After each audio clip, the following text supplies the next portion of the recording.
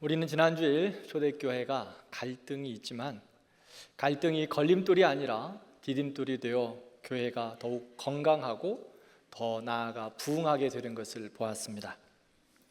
그 일에는 누군가 희생하고 섬기는 하나님의 사람들이 그 안에 있었습니다. 처음에는 히브리파 유대인들이 자기도 모르는 사이 기득권을 주장하고 있었지만 어려움이 생긴 것들을 알고 그 이후에는 자기의 것을 포기하고 주님과 같이 낮아지며 모든 이들에게 섬김으로 다가갔습니다.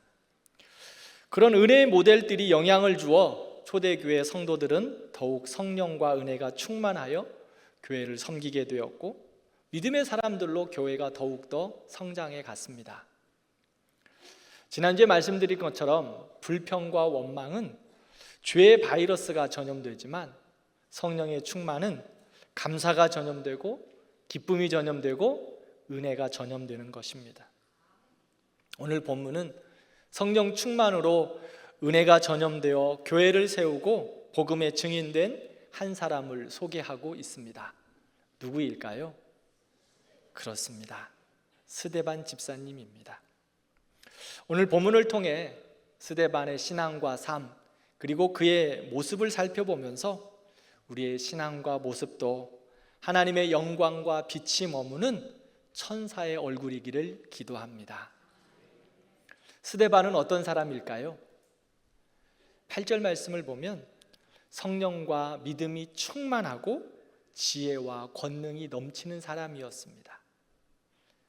그는 예루살렘에서 복음을 전했고 복음을 전할 때마다 기적과 표적이 일어났습니다.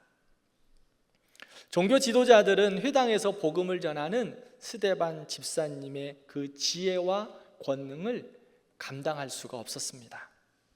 그래서 성정과 율법을 거스린다, 모세와 하나님을 모독한다는 거짓 증거를 만들고 더 나아가서 거짓 증인들을 세워서 사람들을 매수해서 복음을 전하지 못하도록 했습니다. 그럼에도 불구하고 스데반 집사님은 두려움 없이 거침없이 복음을 전합니다. 관리들은 스데반 집사님의 복음 전함을 두려워하여 사람들을 충동질해서 공회 앞으로 잡아옵니다.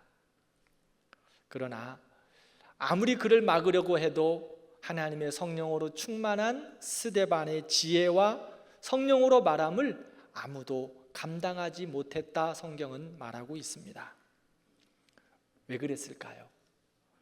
왜 스데반을 그 지혜와 권능을 감당하지 못했을까요? 오늘 본문을 보면 스데반은 은혜와 권능이 충만한 사람, 믿음과 지혜가 충만한 사람, 그리고 성령으로 충만한 사람이었다라고 성경은 말합니다. 짧은 본문이지만 5번이나 충만이라는 단어를 반복하면서 그의 삶은 하나님으로 가득하다라고 말하고 있어요. 그러므로 성령으로 말하고 성령으로 행하기에 두려움 없이 지혜와 권능으로 담대하게 스데반은 행하고 있습니다. 그렇게 충만한 하나님의 사람을 세상이 감당할 수 없습니다. 반면 장로와 서기관들은 성령으로 말하고 성령으로 행하는 스데반을 막아보려고 거짓 증인들을 세웁니다. 고발을 합니다. 여러 꼼수를 쓰고 사람을 동원해서 자기들의 뜻을 이루려고 안간힘을 쓰지만 스데반의 그 성령의 권능을 복음 전함을 막을 수가 없습니다. 사랑하는 성도 여러분, 성령으로 충만한 사람, 은혜로 충만한 사람, 하나님의 말씀으로 충만한 사람, 세상이 감당하지 못합니다. 거짓 증인들과 증거들을 세우고 세상의 방법을 많이 동원해서 위협을 해도 하나님의 사람들은 끄떡하지 않습니다. 도리어 그들을 불쌍히 여기고 어떻게 하면 그들이 하나님의 말씀을 바르게 알 수 있을까 기도하며 축복하는 것입니다. 다니엘 3장을 보면 바벨론 왕 느부갓네살이 금신상을 세우고 모든 백성들에게 그 금신상에게 절하라고 합니다. 절하지 않으면 맹렬히 타는 풀무불 속에 다 던지겠다고 명령했지요. 그런데 다니엘의 세 친구는 왕에게 그 명령 앞에서 이렇게 대답합니다. 다니엘 3장 말씀을 함께 읽겠습니다. 왕이여, 우리가 섬기는 하나님이 계시다면 우리가 맹렬히 타는 풀무불 가운데서도 능히 건져내시고 왕의 손에서도 건져내시리이다. 그렇게 하지 아니하실지라도 왕이여, 우리가 왕의 신들을 섬기지도 아니하고 왕이 세우신 금신상에 절하지도 아니할 줄을 아옵소서. 아멘. 다니엘과 세 친구들은 풀무불과 사자굴 앞에서도 성령의 충만함으로 말하고 있습니다. 성령의 충만함으로 행하고 있습니다. 그러므로 세상의 권세 앞에서도, 세상의 지혜 앞에서도, 세상의 방법 앞에서도 타협하거나 굴복하지 않습니다. 그러므로 성령으로 충만한 사람, 은혜가 충만한 사람은 세상이 볼 때 별난 사람들입니다. 세상이 볼 때 예수쟁이들은 이상한 사람들이에요. 왜 그럴까요? 성령 충만하고 은혜 충만한 자는 하나님 중심, 교회 중심, 은혜 중심으로 살기 때문에 세상과 어울리지가 않습니다. 하나님의 사람들은요, 세상의 옷을 입으면 내 옷이 아니라는 거예요. 거룩함으로 구별받은 성도들, 우리들은요, 세상의 옷을 입으면 아무리 멋져도 그 옷이 내 옷이 아니라는 거예요. 그래서 어울리지 않습니다. 이 세상은 끊임없이 하나님의 사람들의 정체성을 흔들고 있어요. 특별히 요즘은 종교다원주의를 이야기하면서 우리에게 이렇게 이야기하죠. 유별나게 믿지 않아도 괜찮아. 적당히 믿어도 돼. 어떠십니까? 이런 말을 듣기에는 좋습니다. 고생하지 말고 하나님과 세상과 양다리를 거치고 편한 대로 신앙생활해도 괜찮아. 그러나 다니엘과 세 친구들은 성령이 충만하여 담대함으로 세상을 향하여 선포하고 있습니다. 나는 하나님의 사람입니다. 나는 성도입니다. 하나님이 우리를 지키시고 인도하십니다. 그러므로 어떤 일이 일어난다고 할지라도 나는 하나님께 순종합니다. 하나님은 오늘도 스데반처럼, 그리고 다니엘과 세 친구처럼 성령의 충만함, 은혜의 충만함으로 세상을 감당하고 세상을 이기고 나가는 하나님의 사람들을 부르고 계십니다.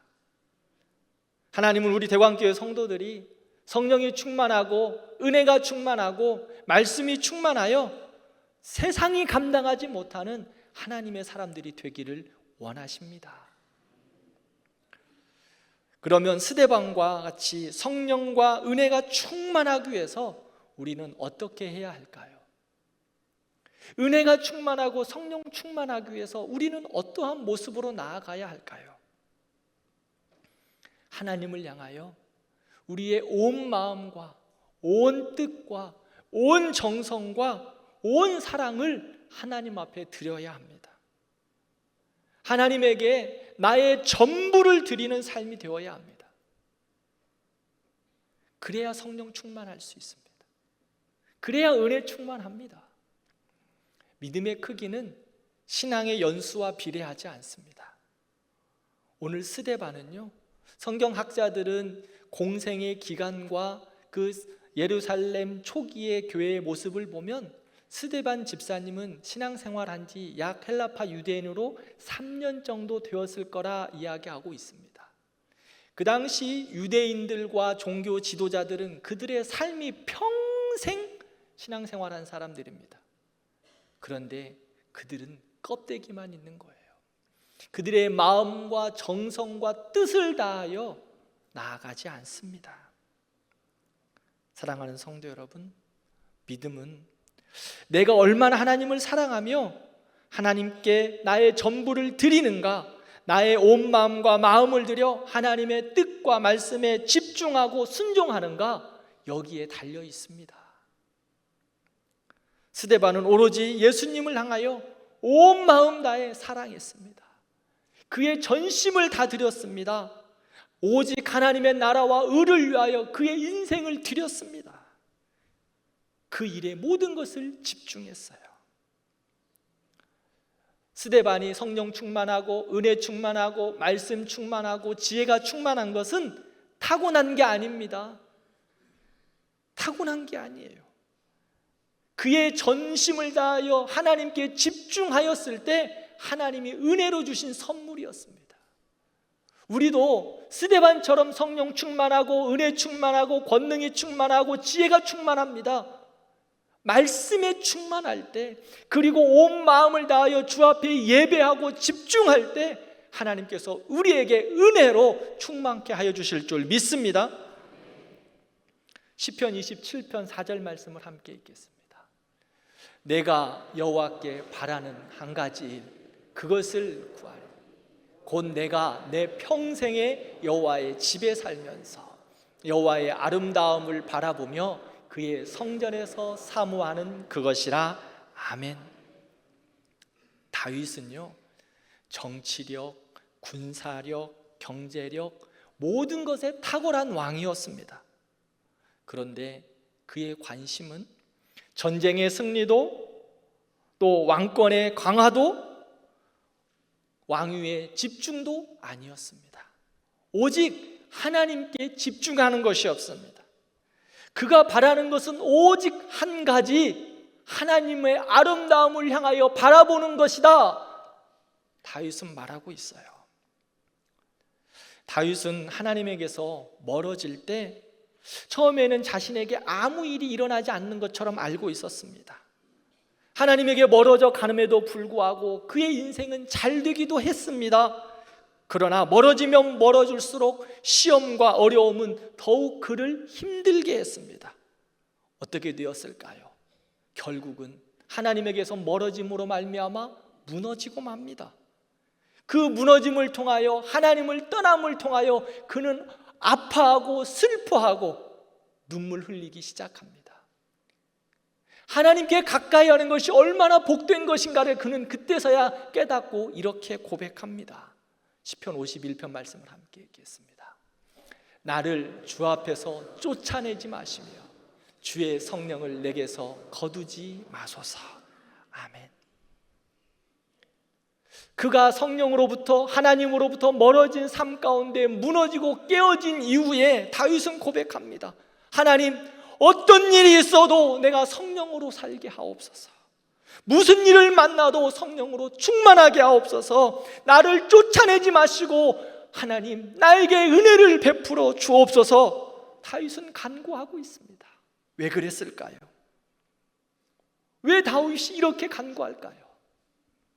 성령의 충만함으로 살아가는 것이, 은혜의 충만함으로 살아가는 것이 가장 복된 삶이요, 가장 은혜로운 삶이요, 가장 행복한 삶임을 그는 깨달았기 때문입니다.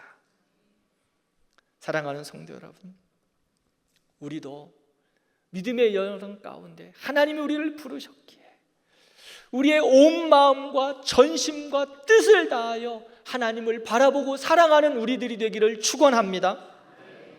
그분에게 우리의 온 마음을 다하고 전부를 드리는 인생이 되기를 바랍니다. 그러기 위해서는요, 우리가 다윗처럼 우리의 삶을 그렇게 하나님 앞에 드려야 해요. 다윗은요, 예배를 향하여 생명을 걸고 그의 삶의 예배에 집중하는 것을 볼 수 있어요. 제가 지난주 성경대학에서 말한 것처럼 다윗은 내 인생의 마지막 예배와 같이 매일매일 예배를 드렸어요. 사랑하는 성도 여러분, 우리도 주일 예배를 드리면서 우리의 삶의 마지막 예배와 같이 하나님 앞에 전심을 다하여 드리는 우리 모든 성도들이 되기를 축원합니다. 한번 생각해보고 한번 세어보세요. 사랑하는 성도 여러분, 여러분들의 인생 가운데 하나님 앞에 몇 번이나 예배를 드릴 수 있을 것 같아요? 1년에 52주입니다. 몇 번 예배를 드리면 하나님 앞에 갈까요? 그렇다면 우리의 인생에서 가장 귀한 이 예배를 내 마음과 전심과 온 힘을 다하여 드려야 되지 않을까요? 하나님은 그렇게 하나님 앞에 전심으로 예배한 자를 기뻐하신다고 말씀합니다. 우리 온 성도들이 매주 드려지는 이 예배가 내 인생의 마지막 예배와 같이 온 마음을 다하고 힘을 다하고 전심을 다하고 나의 삶의 전부를 들여 하나님 앞에 예배하는 복된 성도들 되기를 축원합니다. 또한 이렇게 하나님 앞에 전심으로 예배하는 자, 성령으로 충만하게 하실 뿐만 아니라 말씀으로 충만한 자, 기도로 주 앞에 나아가는 자, 하나님께서 성령으로 은혜로 충만케 하십니다. 우리는 365일 영가족 성경 읽기를 하고 있습니다. 잘 하고 계시죠? 네, 고맙습니다. 우리가 하나님께 가까이 가고 성령으로 충만한 삶을 살기 위해서는 다른 방법이 없습니다. 말씀을 읽고 묵상하는 겁니다. 말씀 안에 구원이 있고 말씀 안에 생명이 있고 말씀 안에 하나님의 사람들로 세우는 능력이 말씀 안에 있습니다. 세상 속에서 담대함으로 승리하기를 원하시지요? 하나님의 말씀 앞에 집중하시기를 바랍니다. 하나님의 사람으로 성장하기를 원하십니까? 말씀을 가까이 하시기를 바랍니다. 우리 성경 통독하시면서 하루에 한 구절이라도 나의 말씀으로 붙잡는 겁니다. 그냥 말씀 듣고 읽고 다 흘려보내는 것이 아니라 한 말씀이라도 나의 말씀으로 붙잡고 그 말씀, 오늘 내가 이 나의 주신 말씀이라고 생각하고 순종하고 매일매일 말씀으로 살아가는 겁니다. 그것이 성령 충만이고 그것이 은혜 충만이고 그것이 말씀 충만입니다. 그 말씀 부여잡고 살아가는 하나님의 사람들에게 하나님의 부어주시는 은혜라는 것이에요. 오늘날 많은 그리스도인들이 은혜를 갈망하고 성령의 능력을 사모합니다. 그런데요, 성령 충만은 한순간의 감정적인 열정이 아닙니다. 말씀으로, 기도로, 찬양으로 우리의 삶 전체를 다스려 가시는 하나님의 역사하심이에요. 스데반은 그를 통하여 기적과 표적이 일어났죠. 하나님의 말씀으로 충만한 그에게 하나님이 성령으로 충만하게 하시고 은혜로 충만하게 하시고 하나님의 역사를 보여주신 거예요. 그러므로 능력을 바라는 것이 우선이 아니라 하나님께 가까이 가는 것이 우선입니다. 하나님의 말씀 앞에 가까이 가는 것이 우선입니다. 말씀을 부여잡고 말씀으로 순종하며 살아갈 때 하나님께서 우리에게 하나님의 능력을 보여주실 줄 믿습니다. 두 번째로, 성령과 은혜가 충만한 스데반의 특징이 무엇일까요? 하나님의 사람들, 성령과 은혜가 충만한 하나님의 사람들의 특징은 무엇일까요? 스데반은 거짓 증인들에 의해 공회에 끌려갔습니다. 그는 그러나 원망하거나 분노하지 않고 예수님과 같이 침묵합니다. 그런데 사람들이 스데반을 보면서 놀라는 거예요. 왜 스데반을 보면서 놀랐을까요? 6장 15절 말씀을 함께 읽겠습니다. 공회 중에 앉은 사람들이 다 스데반을 주목하여 보니 그 얼굴이 천사의 얼굴과 같더라. 아멘. 지금 스데반은 사방이 대적자들입니다. 거짓 증인들입니다. 그를 죽이려고 하는 종교 지도자들이 있습니다. 또한 이들의 주장에 동조하는 유대인들로 가득합니다. 스데반의 편은 아무도 없습니다. 그렇다면 지금 스데반은 그 분위기에 눌려 있어야 합니다. 공포에 질리거나 분노에 사로잡히거나 절망 속에 무너질 것입니다. 그런데요, 공회 앞에 서 있는 스데반의 얼굴은 두려움이나 분노가 아닙니다. 하늘의 평강과 하늘의 영광이 그에게 충만합니다. 사람들이 볼 때 스데반을 보니 천사의 얼굴과 같았습니다. 이게 바로 은혜 충만한 사람, 성령 충만한 사람, 말씀 충만한 사람들의 특징이에요. 사랑하는 성도 여러분, 성령으로 충만하면 이렇게 영적인 변화가 있습니다. 그런데 영적 변화의 모습은 성품과 인격과 삶에서 먼저 보여집니다. 성령으로 충만한 사람, 은혜로 충만한 사람은 죄로 찌들어가는 모습이 아니라 하나님의 형상과 성품과 인격을 닮아 하나님의 영광을 반사하는 발광체가 되는 거예요. 우리를 보면 하나님의 영광이 보이는 거예요. 하나님의 성품이 보이는 거예요. 성령의 열매가 주렁주렁 맺히는 거예요. 갈라디아서 5장 말씀을 함께 읽겠습니다. 오직 성령의 열매는 사랑과 희락과 화평과 오래 참음과 자비와 양성과 충성과 온유와 절제니 이 같은 것을 금지할 법이 없느니라. 아멘.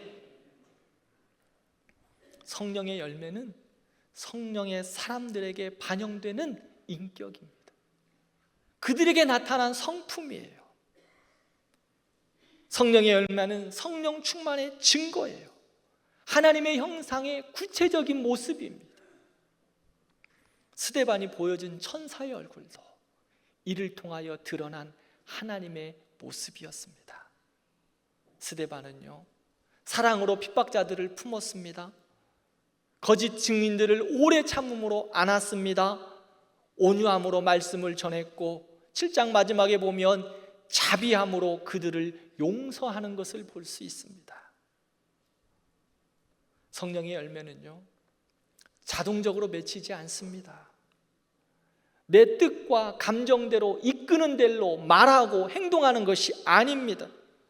성령의 인도하심을 따라 나를 죽이고 십자가를 드러내는 겁니다. 그러기 위해서 결단하고 실천하는 것입니다.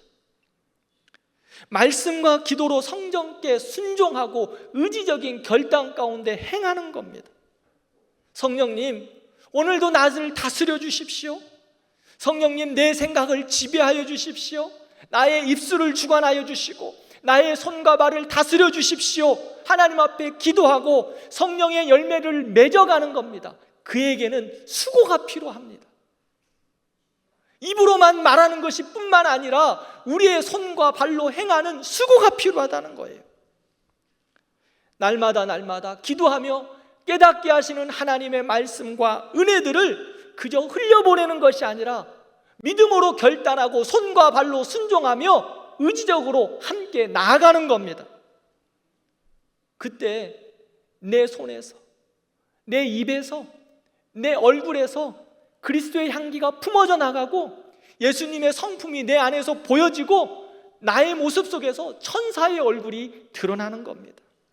하나님의 형상이 내 일상 속에서 밝히 보여지는 거예요. 다니엘 1장을 보면 바벨론 포로로 끌려간 다니엘과 세 친구는 왕이 주는 음식을 거절했습니다. 그러나 다니엘과 세 친구는 그것이 하나님 앞에서 바른 것이다 알고 있었어요. 바벨론 왕궁에서는 포로로 잡혀온 자들도 그것을 먹어야 했기 때문인데 다니엘과 세 친구는 왕의 진미를 거절합니다.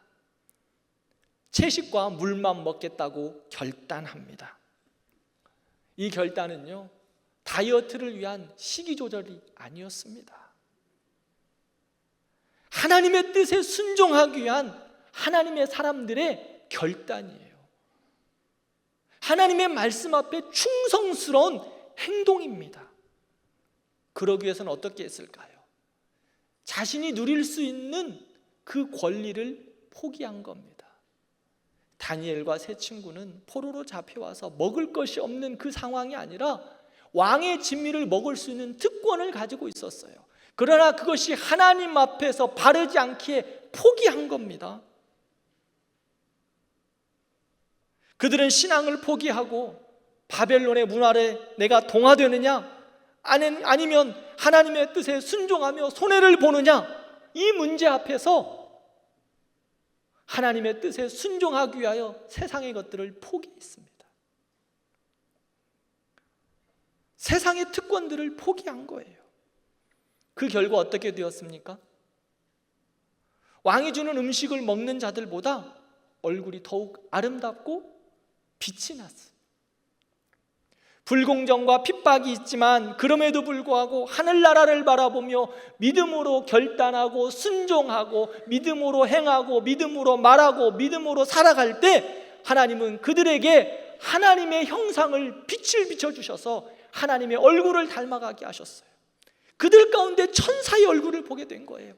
하나님의 빛이 다니엘과 세 친구들 가운데 비춰주셨어요. 그것뿐만이 했어요? 거기에다가 명철과 지식까지 더해 주셨다고 성경은 말합니다. 다니엘과 세 친구에게 왜 이런 결과가 일어났을까요? 하나님께 순종하는 삶이었습니다. 말씀 앞에 실천하는 삶이었습니다.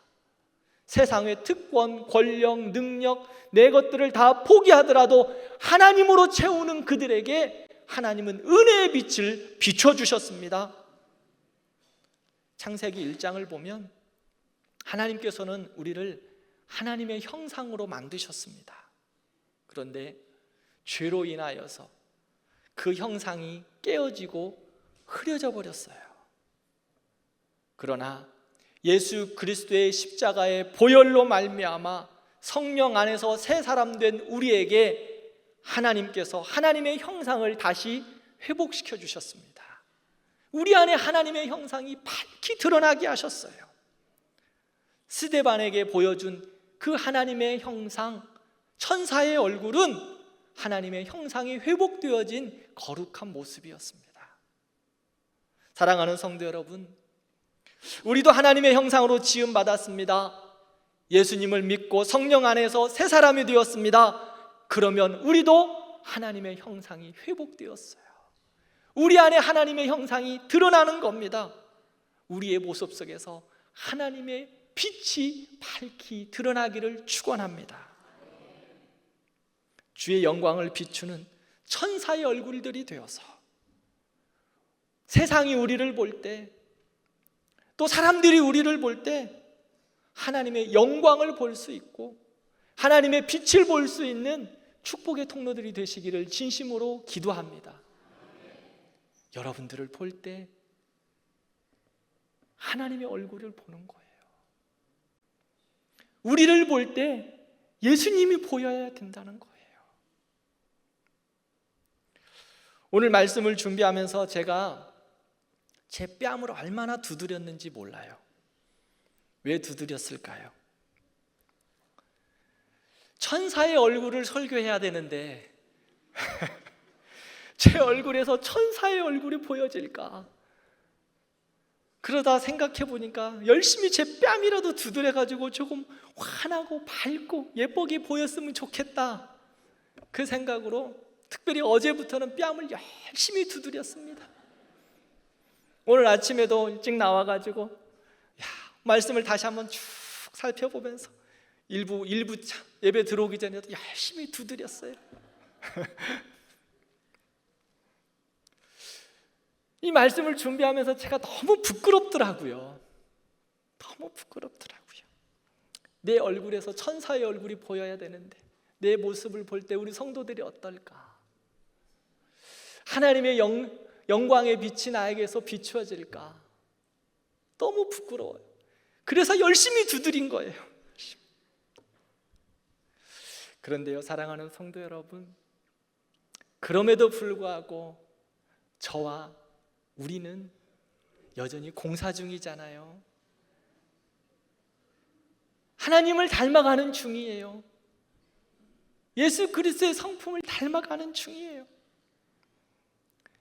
여전히 공사 중이니까 천사의 얼굴, 하나님의 얼굴, 성령 충만, 은혜 충만, 말씀 충만으로 하나님의 형상이 우리 안에 밝혀지기를, 비춰지기를 날마다 간구하면서 나아가는 거예요. 저도 그렇고 여러분들도 그렇고. 사랑하는 성도 여러분, 그렇게 공사 중이지만 날마다 천사의 얼굴 같은 우리의 얼굴이 되기를 축원합니다. 그렇게 믿음으로 살자고요. 그래서 우리의 언어가 예수님의 성품이 되고 예수님의 마음이 우리의 손과 발이 되어서 세상을 섬기고 또 우리 주변을 섬겨서 우리를 볼 때 하나님의 형상을 볼 수 있기를, 우리를 볼 때 천국을 볼 수 있기를 진심으로 축원합니다. 그러면서 제가 이 찬양이 얼마나 생각나는지 많이 불렀어요. 원하고 바라고 기도합니다. 원하고 바라고 기도합니다.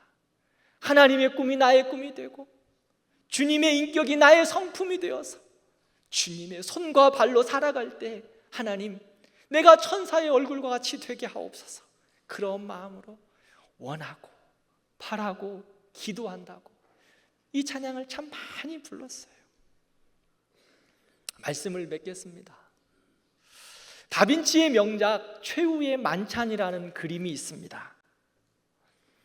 다빈치는 최후의 만찬을 그리려고 유럽 일대를 돌아다니며 모델들을 찾았어요. 그에 딱 맞는 사람이 누구일까?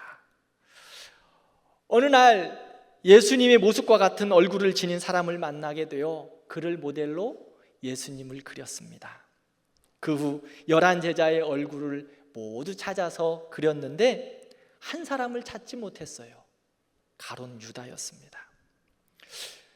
그 사람을 찾지 못해 그림을 완성하지 못하고 10년 동안 사람을 찾고 있습니다.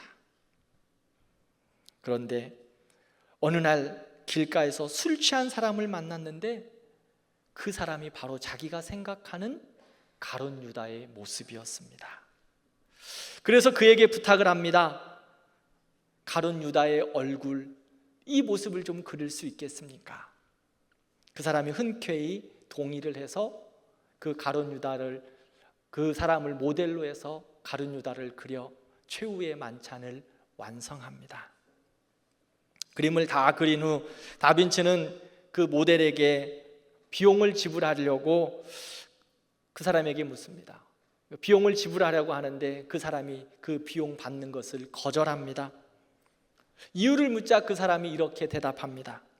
돈은 이미 받았으니 안 주셔도 됩니다. 다빈치는 놀라서 그에게 다시 묻습니다. 제가 언제 당신에게 돈을 드렸나요? 그 사람은 이렇게 대답합니다. 당신이 10년 전에 예수님의 얼굴을 닮은 사람을 모델로 구했지요? 예, 맞습니다. 그 사람은 삐에꼬로 단기멜렉입니다.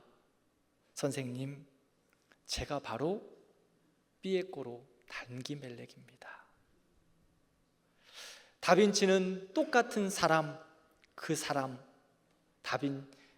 삐에꼬로 단기멜렉을 한 번은 예수님의 얼굴로, 10년 후에 한 번은 가룟 유다의 얼굴로 그렸던 것입니다.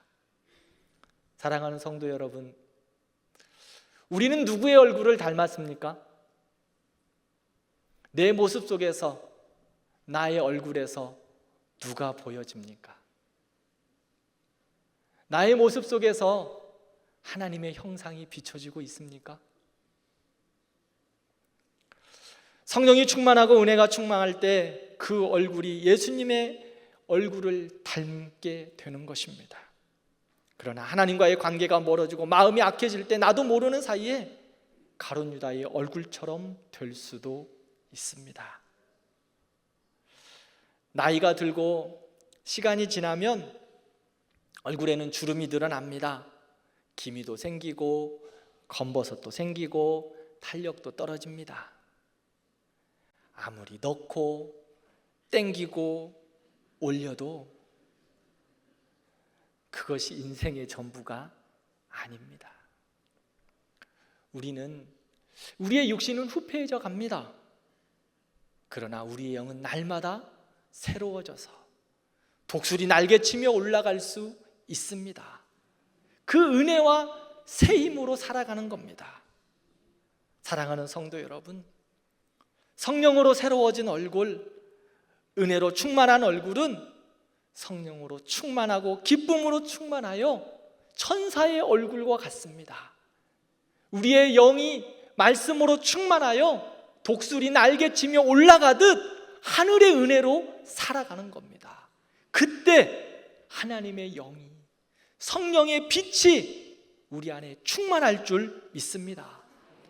오늘도 우리는 스데반과 같이 세상의 한 복판에 살고 있습니다. 그러나 하늘의 영광을 바라보며 사는 우리에게 하나님은 자신의 영광을 우리에게 비춰주실 줄 믿습니다. 그러므로 우리는 하나님의 빛을 받은 발광체예요. 말씀으로 충만하고 은혜로 충만하고 믿음으로 살아갈 때 하나님이 우리 안에 밝히 비춰주실 때 우리가 어떻게 될까요? 우리 안에 하나님의 영광의 빛이 밝히 비춰지는 거예요. 그래서 세상이 우리를 볼 때 천사의 얼굴을 보는 거예요. 우리 장로님들을 볼 때 천사의 얼굴을 보는 거예요. 우리 권사님들을 볼 때 천사의 얼굴을 보는 거예요. 우리 성도님들 볼 때 천사의 얼굴 보는 거예요. 그런 은혜가 우리에게 있기를 진심으로 축원합니다.